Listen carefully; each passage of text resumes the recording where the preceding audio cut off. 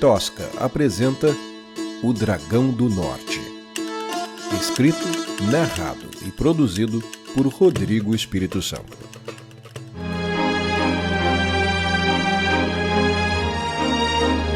Capítulo 22. Durante 3 dias, Lume deixou que seu cavalo malhado ditasse o ritmo. Comeram apenas frutos e ervas nas margens dos rios onde descansavam. Por 2 vezes, a escudeira foi derrubada pelo sono. Os cortes e as contusões contavam uma história de exaustão. Ela teve pesadelos com crianças incineradas por dragões. No sonho, Lume estendia sua mão. Era tarde. Era sempre tarde demais. O Castelo Real de Veracruz tinha uma imponência elogiada por muitos, especialmente pelos que lá viviam. Para Lume, particularmente, tudo soava meio artificial e arrogante. Não era uma construção tradicional, com toda certeza. Quase não havia ângulos retos. As torres se erguiam sinuosas, esféricas, em formas geométricas fluídas. Desde os muros da cidade até o Palácio Real em si, tudo insinuava uma modernidade, uma construção futurística para um monarca que gostava de pensar em si mesmo como um homem além do seu tempo. Lume não era tradicionalista, mas aquilo tudo lhe parecia forçado, pretensioso demais. Mais uma razão para preferir São Sebastião. Tinha todo o ferro velho que precisava para fazer sua arte, a menos de 50 passos de casa, obrigada. Agora, as circunstâncias a obrigavam a uma segunda visita em menos de 1 mês, e talvez a última. Durante a viagem, Lume pensou sua estratégia. O primeiro passo, encontrar seu irmão. Felizmente, ele estaria no tórax da maior estrutura do reino. Bastava achar o gigante para achar o cavaleiro. O titã ainda não estar visível no horizonte incomodou-a logo que alcançou o topo da última montanha antes de Veracruz. Talvez estivesse sentado. Seria mais prático armazená-lo assim, pensou Lume, procurando manter a calma. Um soldado raso que patrulhava as ruas foi a primeira pessoa que interpelou. Era um jovem, talvez 2 ou 3 anos mais velho que ela, pele avermelhada e olhos grandes, brilhando sob o elmo. O titã? Ora, senhora! Quem é que não viu o titã? Maldito seja Yosan! O dragão miserável terá o que merece! Ninguém ameaça o povo guerreiro de Veracruz! Sorriu o soldado, num ataque de ufanismo. Seu sorriso amplo demonstrava o orgulho de fazer parte daquele momento histórico do exército do reino, ainda que como figurante. Todos tinham seu papel a cumprir na luta pela pátria. E ele gostava de pensar que estava realizando o seu. Ótimo, ótimo, e que o cálice o ouça, consentiu de forma condescendente. Mas onde ele está? Onde está quem? Perguntou o soldado, confuso. O titã! Onde guardam o titã? Irritou-se Lume, mas o soldado nem percebeu o desacato no seu tom de voz. Guardar? Mocinha! Ainda não conheço um armazém grande o bastante para comportar aquilo? Explicou, antes de adotar um tom confessional. Minha irmã tem uma casa na área leste da cidade. É pequena e velha, mas é muito conservada e quase não se ouve o barulho do mercado, pois quando o titã estava parado lá, ele encobriu o sol. Minha irmã não pôde pendurar as roupas no varal porque aquele gigante encobriu o sol da tarde da casa dela. Juro pelo cálice. Entendo. E onde está o titã? Perguntou Lume, tentando driblar a excitação do soldado sem soar insolente. Ora, mocinha, foi combater o dragão do norte. Você chegou um pouco atrasada para a cerimônia de partida. Os ombros de Lume pesaram e o soldado notou a decepção. Mas não se preocupe, a princesa voltará vitoriosa, disse num tom confiante. Princesa? Sim, a princesa Glória em pessoa está guiando o titã, que o cálice a tenha. Você não sabia? As perguntas se acumulavam rápido demais na cabeça da garota. Ela tropeçava nas próprias dúvidas, mas o altivo soldado não tinha todas as respostas. Prestativo, aconselhou-a a procurar a taverna Santa Rita, onde alguns dos guerreiros do edital ainda afogavam suas mágoas. Lume seguiu na rua principal por mais algumas quadras e, seguindo as direções fornecidas pelo soldado, virou à esquerda numa ruela na esquina do armeiro. O vencedor fora divulgado durante a festa do guerreiro de Veracruz. Os resultados da celebração estavam espalhados por toda a cidade. A festa tradicional escolhia anualmente um grande guerreiro como campeão daquele ano. O povo escolhia seus favoritos e torcia.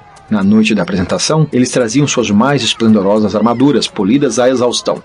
Seus apoiadores carregavam esplendores cobertos de plumas, cobrindo as costas dos cavaleiros em desfile, conferindo-lhes a aparência de pavões metálicos. Os concorrentes com mais recursos eram inclusive acompanhados por uma banda marcial de tambores ritmados para embalar a torcida. No entanto, o desfile deste ano não teve caráter competitivo. Todas as agremiações de guerreiros demonstraram apoio ao vencedor do edital. E o governo agradeceu o engajamento distribuindo comida e bebida. Muita bebida. aos participantes. Passadas quase 24 horas desde a partida do campeão, bêbados e mendigos ainda dormiam abraçados ao lixo e uns aos outros, recuperando-se do que deve ter sido uma grandiosa festa popular, um momento de purgação para um povo sofrido. Ao final de uma rua escura e barrenta, a única luz acesa indicava um letreiro escrito Taverna Santa Rita.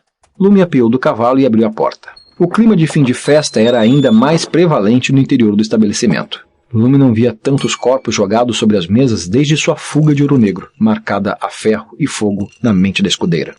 Aqui, pelo menos, eram bebuns inconscientes em estupor pelos excessos festivos. E o vômito não era dela. Atrás do balcão, um careca barrigudo vertia água em uma garrafa através de um funil. Ao perceber a presença de alguém sóbrio em seu estabelecimento, limpou a garganta em desconforto. Uma mocinha bonita como você não devia estar sozinha por aqui. Alguns tipos esquisitos podem não ser tão cavalheiros, disse, apontando com a cabeça para um dos clientes desmaiados, de uma maneira que ele julgava discreta, mas definitivamente não era. O bêbado apontado pelo atendente poderia ser qualquer um daquele amontoado de armaduras cabisbaixas. Havia humanos do sul e do norte, samurais e elfos albinos, e até mesmo um orc integrado, e havia um anão. Gloirin? Perguntou Lume. O anão se esforçou para levantar a cabeça e encarar a voz inconveniente. Seu rosto se encheu de vergonha e consternação. Ótimo! Você! Murmurou, antes de estender a mão e agarrar sua caneca de cerveja para mais um gole. A bebida quente e choca desceu mal na garganta de Gloirin e ele tossiu engasgado. Lume precisou passar por cima da perna de um cavaleiro desacordado para chegar até o primeiro-tenente. Tentou colocar a mão em seu ombro, mas Gloirin se esquivou. Você não devia estar aqui. Tá vendo? Eu te falei. Eu falei pra ela. Interferiu o barman, que voltara a batizar suas garrafas, mas mantivera os ouvidos atentos à conversa da forasteira. Onde está meu irmão, Gloirin? Por que você não está com ele? Disparou Lume. Gloirin bateu a caneca na mesa 2 vezes. O barman trouxe uma jarra e encheu o copo do anão, misturando cerveja choca e quente com cerveja nova e fria. Em quase 20 anos de serviço, eu nunca tinha conduzido nada como o Titã, disse Gloirin. Ele é soberbo, a toda velocidade, é como ser embalado numa rede, suave. Eu até tentei uma daquelas acrobacias suas. Se você visse... Você devia estar dirigindo o Titã, Lume, não eu. É que Zéfiro nunca deixaria 2 humanos no comando. Não seria você, mas não devia ser ela. Não ela. A Princesa Glória? É dela que você está falando? Lume tentava decifrar o balbuciar incoerente do anão bêbado. Eu nem consegui chegar perto dele. Eu fracassei. Perto de quem? Perguntou Lume. Zéfiro não vai me perdoar. Você pode me perdoar? Talvez não fosse a melhor hora para contar ao anão que as reações do Zéfiro não importavam mais. Por que a Princesa Glória está dirigindo o Titã? A expressão de Gloirin se tornou sóbria e amarga. Ele se endireitou no banco e virou outro gole. Gloirin contou sobre a chegada do Titã a Veracruz. As pessoas correram com medo. Algumas, como o cardeal Gonçalves, se opuseram à participação daquela monstruosidade no edital. O rei mostrou-se temeroso. Gloirin presumiu que o monarca teve medo que uma máquina tão poderosa se tornasse o grande herói salvador de sua gente. Contou que a princesa parecia fascinada com o Titã. Pediu para se aproximar. Gloirin fez o Titã se curvar e ficar de joelhos. Carlos estendeu a mão da máquina, como se atirasse para dançar. A princesa não hesitou por um segundo. Deu um passo e se colocou na palma da mão, para o horror de seu pai, do cardeal e de todos os presentes. Gentilmente, o Titã se colocou de pé e levou-a para perto de seus olhos, onde ela pôde ver o rosto do condutor. Glória não escondeu a surpresa ao ver o anão no comando. Fez um gesto cortês com a cabeça e convidou Gloirin para o banquete dos cavaleiros. O anão sorriu e aceitou. Glória pediu para ser colocada de volta ao chão, onde o rei a recebeu com um abraço, e a princesa sussurrou algo em seus ouvidos. Quando a escotilha se abriu e Carlos e o anão entraram no salão real, a comoção foi ainda mais indisfarçável. Carlos avisou que fazia muitos anos que um anão não frequentava a corte. Mas o cavaleiro não esperava uma reação tão abrasiva. Ainda durante o jantar, o rei fez questão de dizer que aquela era uma luta de humanos pela sua terra, num recado velado para o único anão à mesa.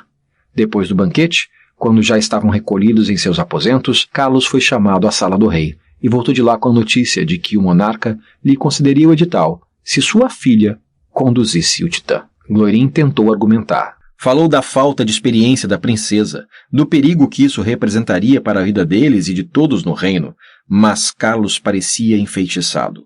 O anão não sabia ao certo o que havia sido prometido ao seu ex-parceiro de operação. Mas a verdade era uma só. Ele estava fora e a princesa era a nova condutora. Os assessores reais até ofereceram algumas moedas de ouro como recompensa, mas Gloirin as recusou. Elas soavam como indenização ou propina. O anão pediu apenas para retirar seus pertences da cabine de comando. Antes que o sol raiasse e o vencedor do edital fosse anunciado, Gloirin estava fora do castelo, dentro do bar, dentro do caneco. A última notícia que soube era que o Titã havia partido ainda de manhã para o norte. Se correr, pode alcançá-los. É perigoso, mas se alguém pode ajudar seu irmão é você, pequena Lumiara. Eu tenho algo para você, algo que vai ajudar. Gloirin esticou o braço e agarrou do chão uma bolsa, de onde tirou um pequeno saco de couro e tentou jogar na direção da garota, sem sucesso. O saco caiu no chão, mas não quicou, como um tomate podre. Lume espremeu os olhos tentando identificar o objeto. Finalmente se abaixou, pegou, abriu e conferiu o conteúdo. E o instintivo olhar de repulsa se transformou. Como? Vocês? Balbuciou. Eu tentei, mas os engenheiros não me ouviram. Eles nunca me ouviram. Me olhavam. Você precisava ver como eles me olhavam, Lume. Como se eu ainda fosse o garoto do café. Como se eu não soubesse de nada. Eles me desprezavam, aqueles idiotas. Eu falhei, minha pequena garota. Eu falhei. Me perdoa, implorou o anão, lágrimas e coriza escorrendo pela barba grenha. Dentro do saco de couro, 2 fúzulas de aracna começavam a dar sinal de ranço. Lume não sabia exatamente o que fazer com elas, mas sabia que tinha que ser rápido. Lançou um último olhar para Gloirin, que parecia não mais notar sua presença, mergulhado na própria bebedeira e autocomiseração. Guardou a bolsinha de couro e correu para a rua, montou no cavalo com um salto e galopou espalhando lama e excrementos por todos os lados.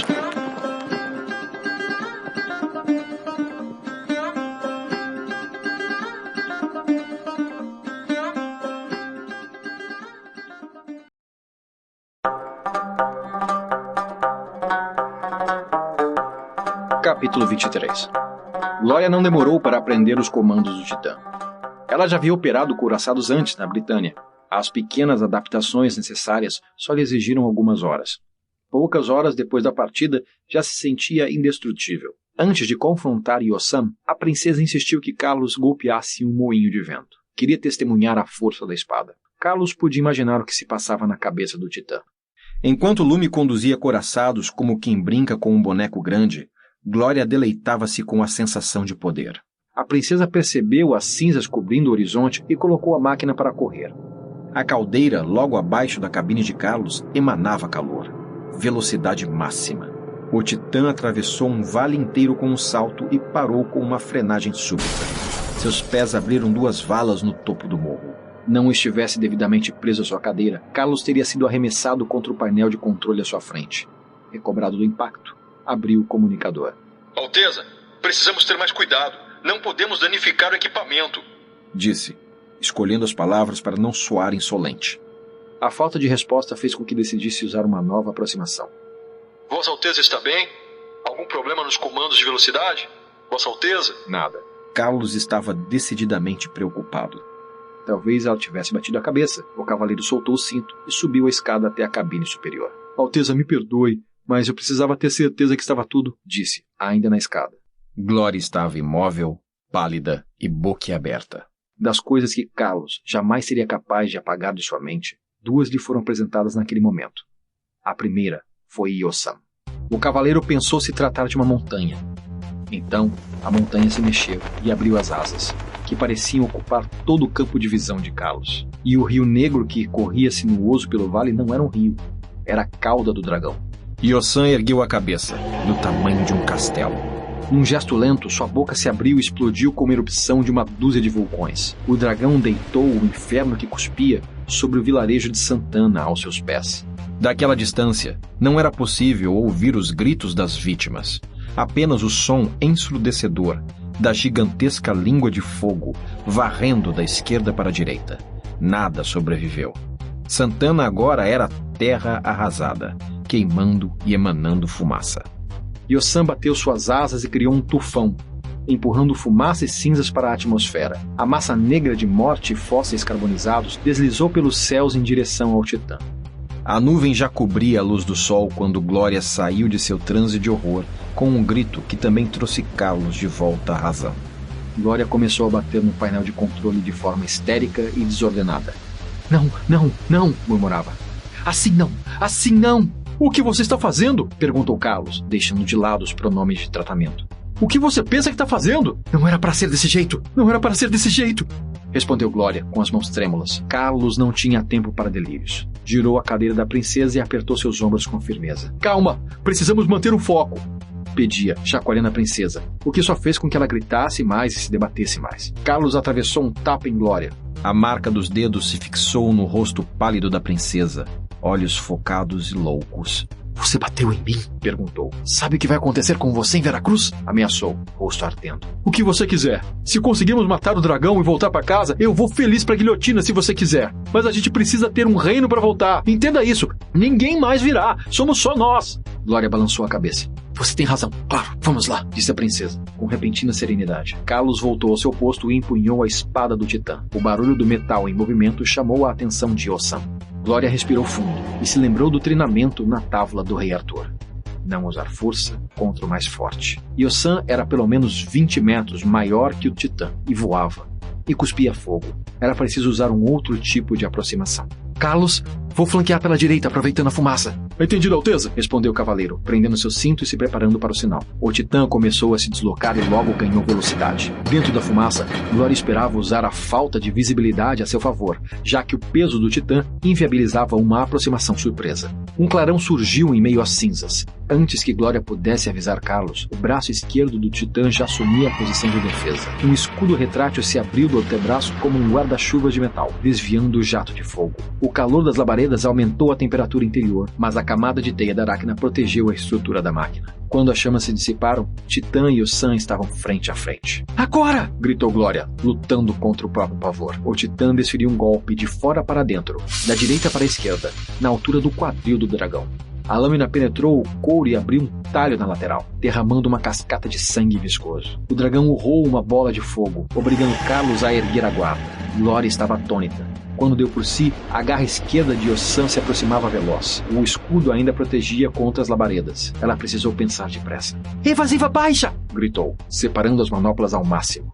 O titã abriu as pernas num ângulo de 180 graus, tocando o tronco no chão e desviando o golpe do dragão. Carlos, por sua vez, aproveitou a gravidade da queda para posicionar a espada ao centro. Usando o próprio peso, o titã abriu um novo corte no tórax do monstro. Yosan girou sua cauda como um chicote e acertou o adversário em cheio. O gigante metálico decolou e suas costas atingiram o solo a centenas de metros. A princesa ficou desorientada e Carlos se apressou para levantar a guarda. Um segundo depois de erguer o braço esquerdo, sentiu a força das garras de Yosan golpeando o escudo. Carlos tentou usar a espada, mas a manopla não se movia. O dragão segurava o braço direito, enquanto tentava destruir o escudo com a outra garra. Glória! Gritou no comunicador. A princesa sacudiu a cabeça e abriu os olhos. Glória viu as garras do dragão penetrarem no escudo e se moverem para o lado, deixando-a cara a cara com o Yosan.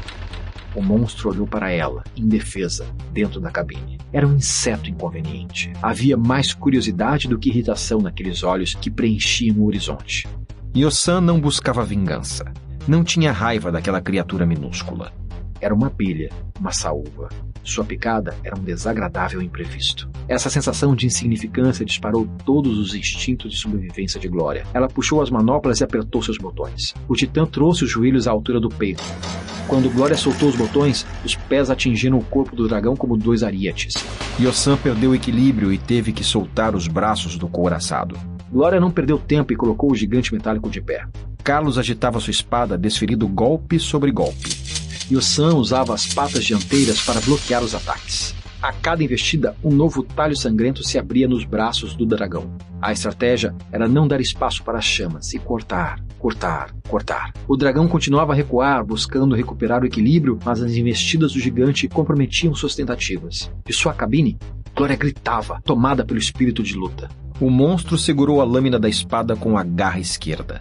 Carlos deu um tranco tentando soltá-la. A lâmina deslizou o couro adentro e um fio negro escorreu pelo seu braço, mas Yosan não cedeu. Pelo contrário, inspirou e soprou fogo de 1000 fornalhas sobre a espada. O ar ao redor dos gigantes parecia ter entrado em combustão.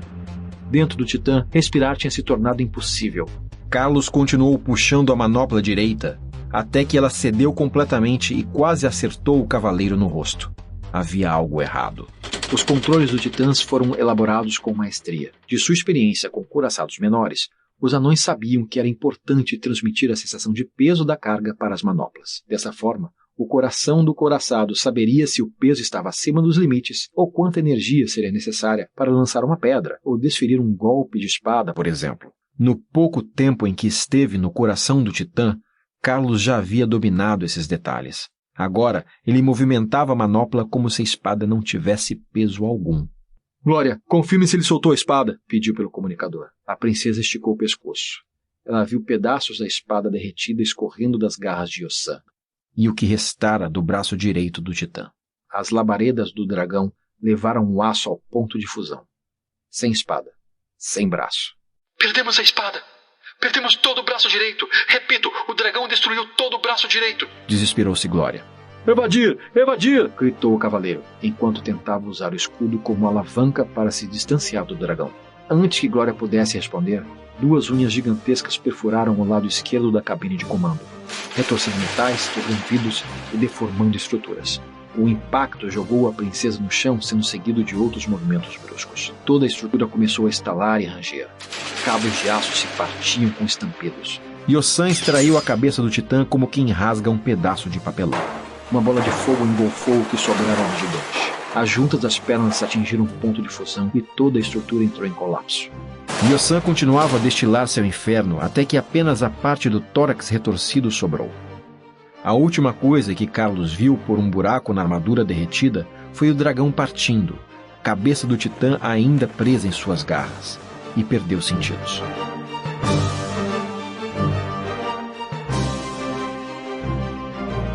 O Dragão do Norte foi escrito, narrado e produzido por Rodrigo Espírito Santo. Esta é uma produção da Tosca Literatura. Obrigado e até a próxima.